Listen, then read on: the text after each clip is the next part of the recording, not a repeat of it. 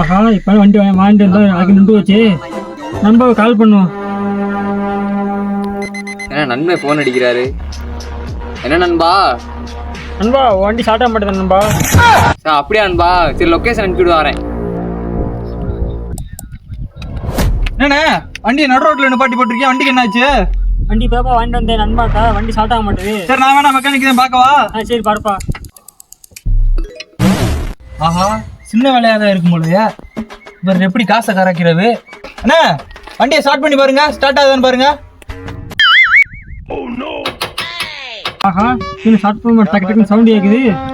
என்ன பண்ணிக்கிட்டு இருக்கேன் நம்ம வண்டியை? என்ன பண்ணிக்கிட்டு இருக்கிய? பேசாம போறியா? நண்பா வண்டியில் நண்பா